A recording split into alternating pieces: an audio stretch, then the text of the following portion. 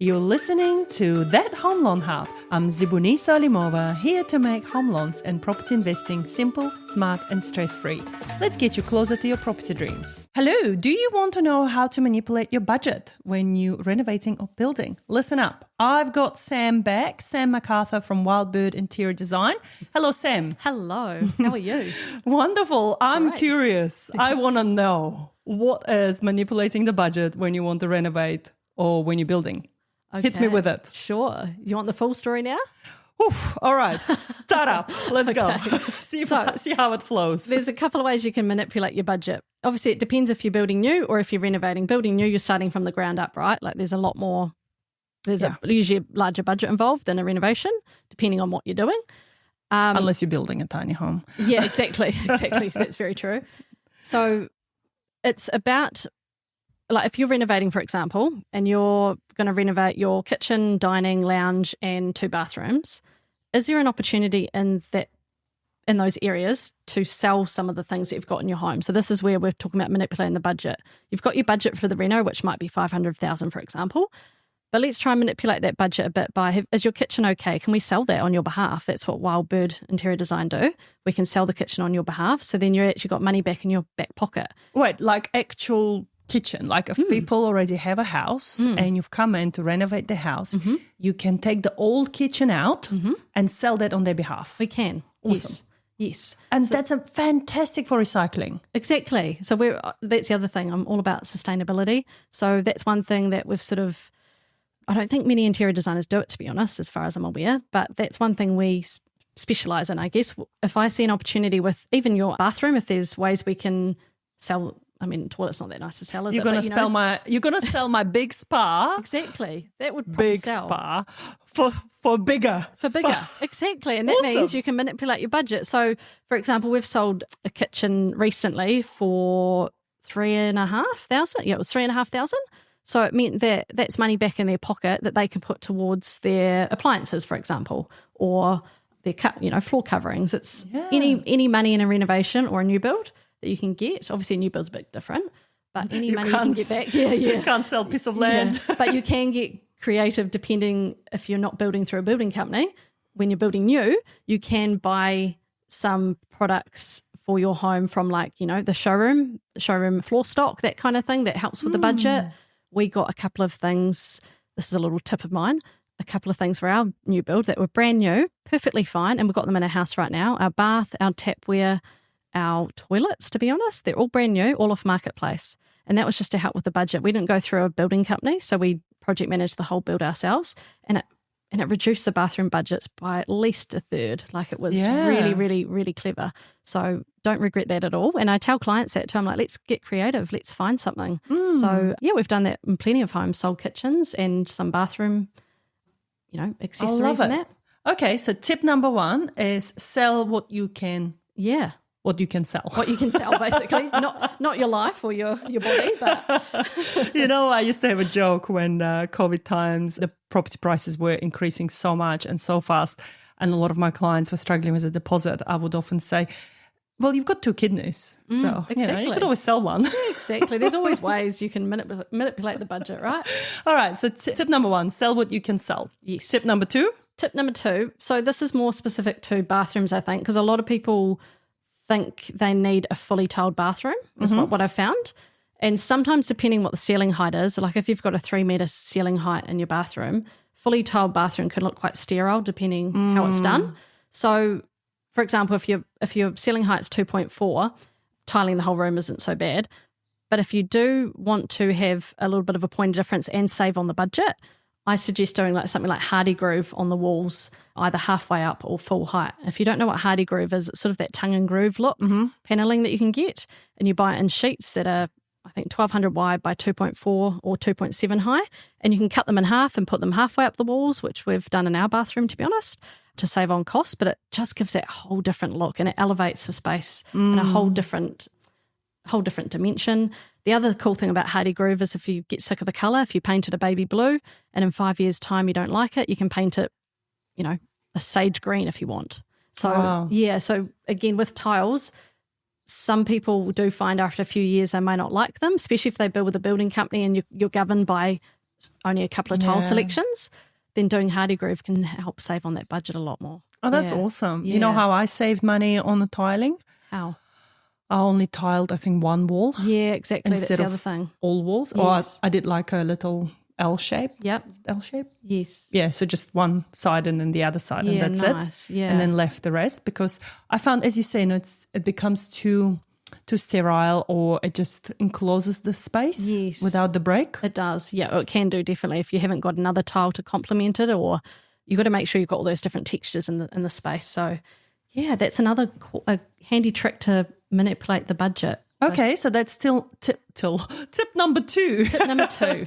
Awesome. Tip number 3. Do you have one more for me? Yeah, I've got one more. So I guess when it comes to building or renovating, normally, or sometimes in this case, you may have a partner you're building with, or if you're on your own, write down your wish list, right? Because your wish list is normally a lot bigger than what it potentially, or what your budget may allow, depending. A lot of people write down their wish list and they go, I want all of that. And then they get the quote for it and they go, you know. Been there, done that. Yeah. So their wish list has to quickly reduce. So write down your wish list. Beside that, put your non-negotiables. Like if you've got your wish list and you're like, I have to have, like, your non-negotiable was you wanted a big bath because that's your sanctuary, that's your calming space. But you didn't quite nail it. Well, not you, but you didn't quite get it, unfortunately. So write down your non-negotiables. If your non-negotiables aren't on your wish list, then if you need to reduce the budget, then start culling that wish list as much as you can. Because the other thing is, you can always add items that are on your wish list. You can always add them on later. Like, let's get strategic about that. If you want custom joinery in your lounge, you can add that on in a couple of years. You don't have to do it while you're building. You can get the joiner back to measure it up and draw it up and install it. So a lot of people do on their wish list have like custom joinery, you know, they want the fancy appliances, things like that, which is great. But yeah, have that wish list, then have the non-negotiable list next to it, which is usually things off your wish list. If the non-negotiables aren't on the wish list, then take them off, you know, cross them out if you need to reduce that budget.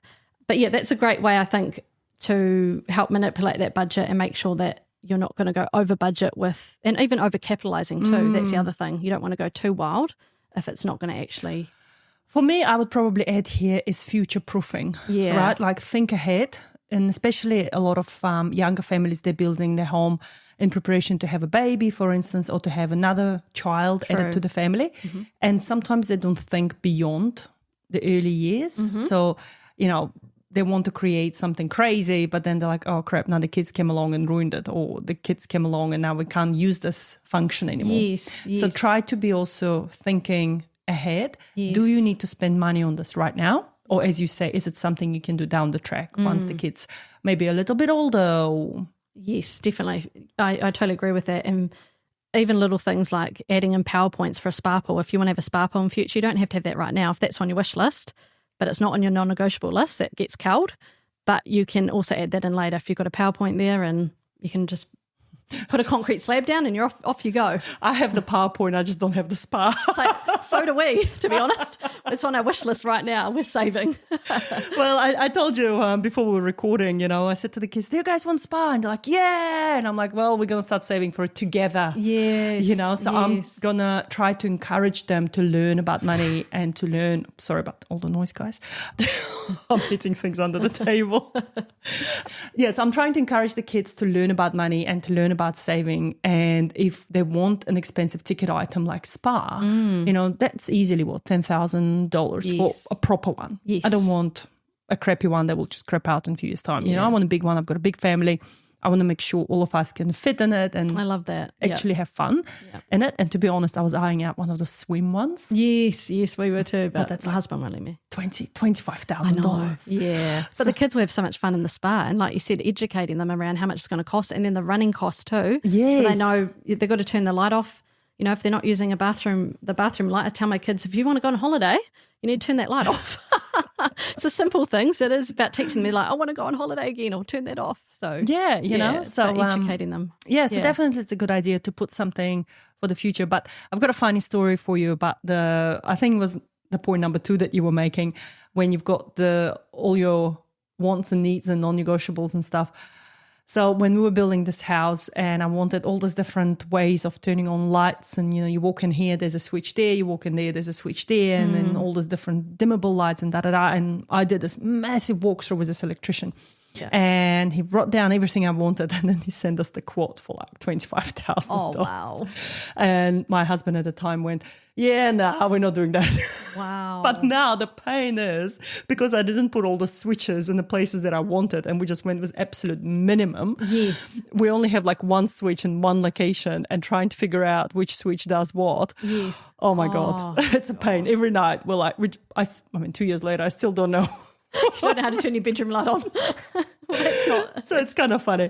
But yeah, absolutely agree. The non-negotiables. And we often say this to our first home buyers as well and second home buyers is that, look, make a list. What do you want? Is having updated kitchen important to you and a bathroom, or is it something you can DIY yourself?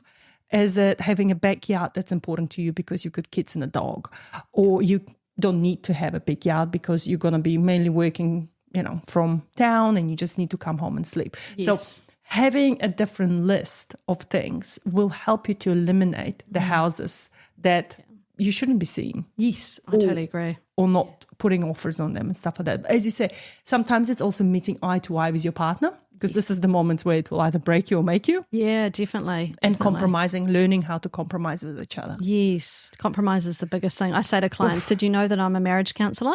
And they laugh and they're like, are you actually? And I said, I'm not qualified, but I feel like I am as part of my job because you have to have that, I suppose, neutral respect for each client. But if I don't agree with something, I'll definitely speak up. Don't get me wrong.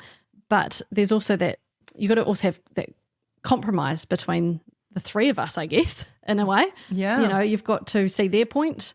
If he wants something and she doesn't, then what does she want that he doesn't, kind of thing. So, yeah, it is all about compromise and, yeah. Agree. I often feel like a marriage counsellor as well. Yeah. It's part of our job, right? It is. I guess because we are dealing with people's biggest assets. Yes, definitely. And 100%. Yeah. You just can't avoid that. That's where they spend 90% of their time. It's massive decisions they have to make, don't they? With their money. Yeah. Yeah. Biggest asset and money. Yep. So, yeah. Definitely. Sam, thank you so much for coming along today. Any more tips before we wrap up?